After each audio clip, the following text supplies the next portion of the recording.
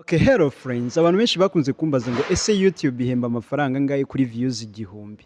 Abandi barambaza ngo ese iyo ubaye monetize utangira guhembwa na za views za kera zirimo. Ibyo nabyo barabimbaza. Barongera barambaza ngo ese umuntu ahembwa buri munsi cyangwa ahembwa ku kwezi. Ibyo byose rero nibyo ngiye kubabwira, mbasobanurire mbabwire ngo ni ibiki YouTube igenderaho iguhereza amafaranga.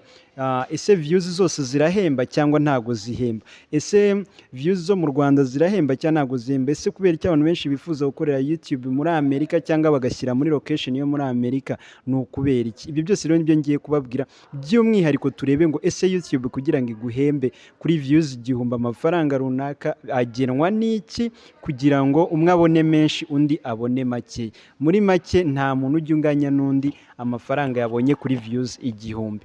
Rero kamari nakira abantu bashyashya, ni muri mushyashya tuguhaye ikaze kuri YouTube channel yacu ya Gatari Fred, ukore subscribe, ufungure inzogera kugira ngo ntihakagire video n'imwe ituruka kuri iyi channel izajya gucika. Hanyuma urebe amavideo menshi hano munsi arimo atandukanye akwigisha ibijyanye n'ama social media. Hanyuma rero wowe dusanzwe tubana, uri umuntu w'umugabo, ibyo tugezeho niwe tubikesha ndetse n'ibyo duteganya kugeraho ni wowe tubishingiraho. Uri umuntu w'umugabo rero, hanyuma reka dutangire tureba ngo ese YouTube ihemba gute, ihemba ngahe kuri views igihumbi. Ukuvuga ngo buriya iyo umaze kwemererwa monetize, iyo umaze kuza aba subscribers igihumbi ndetse n'amasaha ibihumbi 4, ushobora kuba wakwemererwa, wakwapplyinga ugasaba kuba monetize. Nugusaba ntago bisobanura kwemererwa. Iyo rero usabye bakakwemera, reka tubare ko bakwemereye, bivuze ko ugiye kwinjira mu muryango w'abahembwa na YouTube biturutse kuri ads revenue. Ni ukuvuga ngo rero utangira kubarirwa, ari nacyo duheraho, ubarirwa views za nyuma yuko uba monetize, wemererwa monetize. Urugero dukoresha urugero kugira ngo mubyumve neza, iyo ubaye monetize wenda video yawe ifite views wenda 1500, za 1500 zose ntago YouTube zireba, ahubwo ireba 1500 na rimwe na kabiri na gatatu. Za views zose zirenze hejuru ya ntuze ya cya 1500 nicyo iguhembera. Noneho ukibaza ngo ese nimba wauploadinze video nyuma yuko uba monetize ikagira views igihumbi, uhembwa angahe? Icyo ngicyo niyo ngingo nyamukuru. Ukuvuga ngo iyo uploadinze video uri monetize, amafaranga uhembwa iyo umaze kuyishyira YouTube irayicekinga, yamara kuyireba ikareba abamamaza bakitangaho amafaranga. Rero hari ibyo twita CPM n'ibyo twita RPM, ni ibintu bibiri bigena amafaranga uri buze kwinjiza kuri YouTube. Aho tumenye kubitandukanya neza, RPM ni ingano y'amafaranga uri bwinjize kuri views igihumbi video yawe yagize. Naho CPM ni ingano y'amafaranga abamamaza batanze kuri video yawe, aho publicité yabo iri buze kwerekanwa kuri views igihumbi. Ni ukuvuga ngo bo baravuga batoke publicité yacu niza kwerekanwa ku bantu inshuro igihumbi ikagaragara, turatanga yangahe. YouTube nayo ikagena icyo bita RPM, ikavuga iti kuri views igihumbi uyu muntu ari bugire turatanga. Bivuze iki? Hari ikintu gikunda gutuma abantu bahembwa make cyangwa se bahembwa menshi. Ni ukuvuga ngo abamamaza bashobora kuvuga ngo uyu muntu video ye niyerekana ntuze ad yacu cyangwa publicité yacu inshuro igihumbi, turatanga wenda amadolari 10, sibyo? Noneho YouTube yo yakwerekana video yawe ikavuga itoke uyu muntu naza kurebwa n'abantu igihumbi, tukerekanaho publicité yacu kuri views igihumbi, turaza kumuha wenda amadolari wenda 4 cyangwa se wenda 3 bitewe. Ni ukuvuga ngo hari ikintu rero kiri buzaho ngaho kuza gutuma uhembwa make cyangwa ugahembwa menshi. Ni ukuvuga ngo nimba kuri views igihumbi wagize harimo views nyinshi zo mu bihugu bidafiteho amapublicity, wumve neza iki kintu.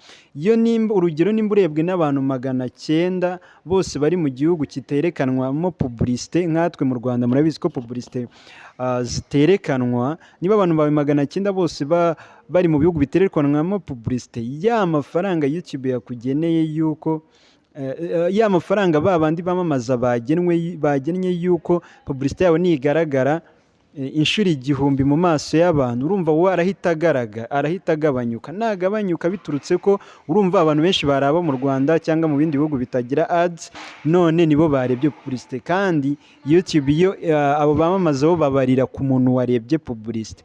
Bizatuma rero bigabanya amafaranga wari kubona, umwe usanga arabona menshi undi arabona make. Ni ukuvuga ngo nimba umuntu afite audience nini cyane mu bihugu bigira amapublicité USA n'ahandi, audience ye ari nini, biraza gutuma abona amafaranga menshi kubera ko ads cyangwa se publicité zagaragajwe cyane. Urugero, nimba umuntu video ye irebwe n'abantu 1000, 600 cyangwa 800 muri bo bakaba ari abo USA cyangwa ahandi hantu bagaragaza ads, azaba yabonye menshi kuko publicité yagaragajwe ahantu henshi. Bivuze ngo azabona menshi kurusha wa undi wabonye benshi bo mu Rwanda akabona bakeya bo mu bihugu byerekana publicité. Bishatse kuvuga ko rero ariyo mpamvu nta muntu ujya unganya amafaranga n'undi, ahubwo abantu bagira amafaranga atandukanye biturutse n'uko audience zabo ziba zitandukanye. Aha rero ndizera ko ushobora kuba ubyumvishe neza ikintu kigenderwaho kuri views 1000. Ni ukuvuga ngo rero reka turebe urugero, nimba YouTube ubwayo iguhaye RPM urugero y'amadolari wenda 2 kuri views 1000, iyo ibimaze kubishyira imaze kubya updatinga, irareba ngo se uyu muntu kagize views wenda 10,000, yakaba yabona wenda amadolari 20 kuri iyi video. Bisobanuye ko iraza kureba ngo ese muri izo views 10,000 ni abantu bangahe barebaga video bakayirangiza bakagera ku mapublicité. Ni ukuvuga ngo abantu bari kugera ku mapublicité ni bangahe. Hanyuma nimba abantu benshi bayirebye batarebye amapublicité, bivuze ko YouTube nayo iramutse iguhaye menshi yaba iriho ihomba, ahubwo iguha aringaniye. Nibura aho kubona amadolari 20 ugasanga wenda bitewe na audience yawe aho igiye iherereye, ugasanga bagoye nk'amadolari 12, 13 cyangwa se 10 kugira. Ariko nimba video yawe yarebwe abantu bayirangiza bakayireba bakarenza, kuko YouTube ari igihe ishyira amapublicité mo hagati cyangwa se ku mpera ya video, bityo bigatuma video yawe nimba itarimo ikintu kiri butuma abantu bakomeza kuyireba batagera kuri ya mapublicité, ibyo nabyo bituma ugabanyika, iyo uri buhembwe agabanyika. Rero icyiza umuntu yakoze content nziza yarangiza YouTube ikayashyiramo ama ad, ya RPM ikaba ari nini, none akagira n'amahirwe ikarebwa cyane n'abantu benshi baherereye mu bihugu bibona ama ad. Nimba wahawe RPM y'amadolari 2, bishobora kurangira rwose amadolari yawe 20 cyangwa 18 kuri 20 uyabonye, ariko biba gakeya. Ariko uko uhabwa RPM nini, uko audience yawe iherera ahantu heza babona ama ad, ndetse n'uko ukora video nziza abantu bareba bakarangiza, nibyo bigenda bigena amafaranga uri buze kwinjiza kuri YouTube. Rero ku isi nta muntu ujya unganya n'undi amafaranga yinjiza kuri video. Nizere ko icyo kibazo gisobanutse. Hanyuma nkuko nari nababwiye, abantu bibaza bakunda kumbaza ngo ese mu Rwanda ngo ese umuntu arebwa cyane n'abantu bo mu Rwanda ngashobora guhembwa kuri YouTube? Yego pe, kuko twarabibonye.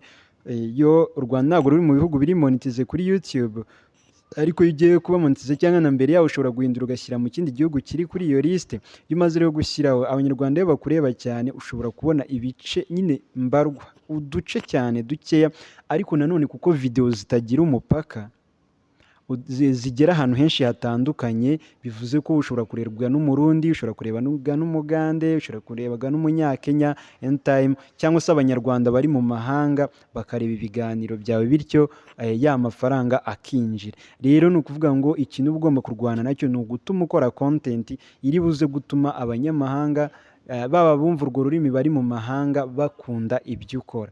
Icyo gihe nuzamura audience yawe yo hanze bizatuma winjiza menshi kurushaho. Rero ndizera ko kuri ubu ngubu ushobora kuba usobanukiwe neza ese RPM ni iki, CPM ni iki, hanyuma ukanamenya ngo ese kuri views 1000 YouTube ihemba amafaranga angahe. Ni ukuvuga ngo abantu benshi bakunze kubimbaza, ndizera ko waba usobanukiye ko nta muntu ujya unganya views amafaranga n'undi. Hanyuma aho kintasoza ntababwiye ko nari nabibabwiye, ari n'abambaje ngo ese YouTube ihemba buri munsi? Ni ukuvuga ngo YouTube ihemba buri munsi, ariko wemerewe kubikuza ukwezi kurangiye. Nanone ntago amafaranga yose ariho wemerewe kuyabikuza, hari umubare ntarengwa YouTube yemera ko wabikuza. Reka turebe ngo rero biba bimeze bite. YouTube buri munsi iyo umunsi wuzuye irakarikiratinga ikavuga iti uyu muntu muri real time yagize cyangwa se muri views yagize mu minsi mu masaha 24 yagize views n'izi zinjije aya n'aya, ayo mafaranga yose ihita iyafata ikayatereka kuri YouTube yawe, ikayaterekaho buri munsi ikayashyiraho. Noneho iyo bigeze ku itariki 7 kugera kuri 15 hagati aho ngaho 7 kugera kuri 12 YouTube ifata ya mafaranga umaze gukusanya muri iyo minsi yose ikayashyira kuri AdSense yawe. AdSense yawe yamaze kugeraho nayo YouTube igenda ireba ese kuri 70, kubera ko umuntu yemerewe kubikuza cyangwa se amafaranga ava kuri AdSense iyo yuzuye amayero 70 nibwo bikunda gusa. Rero iyo ufashe iyo akomeje kujyaho ku itariki 21 kugera kuri 26 YouTube AdSense irareba si uyu muntu yujuje amayero 70 cyangwa ntabwo yayujuje. Iyo utayujuje ntabwo bayakoraho, bayarekeraho mpaka igihe uzayuzuriza ugategereza ukwezi gutaha. Hanyuma iyo wayujuje niyo yaba acyuzura 70 cyangwa se amaze kugera amadolari 500 cyangwa 600 yose irayaterura igahita iyashyira kuri banki yawe. Abantu batazi guhuza na banki barebe video zirimo hano munsi nyinshi z'ukuntu wabihuza na banki yawe, hanyuma ibindi byinshi birikora. Rero amafaranga YouTube yaguhemba buri munsi, hanyuma akagira amatariki avira kuri account imwe ajya ku yindi. Ni ukuvuga ngo rero umuntu wese umu YouTube akwiriye kuba amenya ibi bintu, kubera ko niyo dukorera, nibo boss, kubera ko time wakwibaza ngo isi ibi bikora bite. Rero ndizera ko musobanukiwe. Niba musobanukiwe biba ari byiza. Ikindi kibazo wagira cya kandi ga challenge, ibi ni ibibazo mba nakusanyije bigenda bibazwa n'abantu batandukanye kugira ngo turebe ngo nkaza nkabisubiza kugira ngo benshi muboneremo ibisubizo bya nyabyo. Video nimba wayikunze nizere ko wakanze like, sharing abandi, hanyuma bimbwire muri comment, ndetse n'ikibazo ntugire ikibazo cyo kukimbaza. Let's go guys, thank you for being with us. Let's meet in the next video. Bye bye.